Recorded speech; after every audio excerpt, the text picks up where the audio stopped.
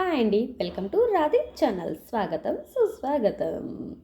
మీకు ఇంకో ముఖ్యమైన విషయాలు చెప్తున్నాను.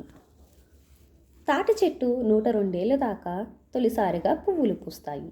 అలాగే తుది పూత కూడా పూచిన తర్వాత ఆ చెట్లు చనిపోతాయి. ఇంకొకటి, భూటాన్లో ట్రాఫిక్ సిగ్నల్స్ ఏమీ ఉండవు. ఐరోపా స్కూళ్ళల్లో పిల్లలకి పల్టీలు కొట్టడం నేర్పిస్తారట. ఆదివారాల్లో అత్యంత ప్రశాంతంగా ఉండాలి అనుకుంటారు జర్మన్ ప్రజలు. ఎంత ప్రశాంతంగా అంటే టీవీ వాల్యూమ్ కొంచెం పెద్దగా చేసినా, కొంచెం పెంచినా, అలానే మిక్సీ సౌండ్లు వినిపించినా సరే నేరుగా పోలీసులకే ఫిర్యాదు చేస్తారంట. గడ్డి కోయగానే పసరు వాసన వస్తుంది కదా, అది ఎందుకంట మీకు తెలుసా?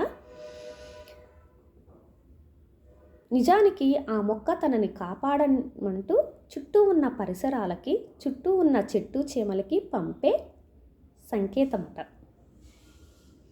ఎంత వర్షం పడ్డా సరే గొడుగు వాడటాన్ని నామోషీగా చూస్తారట బ్రిటిష్ వాళ్ళు. చిన్న వర్షం అయితే తడుస్తూ వెళ్తారట, మరీ పెద్ద వర్షం అయితే క్యాబ్ మాట్లాడుకుంటారట. షికాగోలో ఉన్న స్టార్ బక్స్ షాప్ ప్రపంచంలోనే అతిపెద్దది.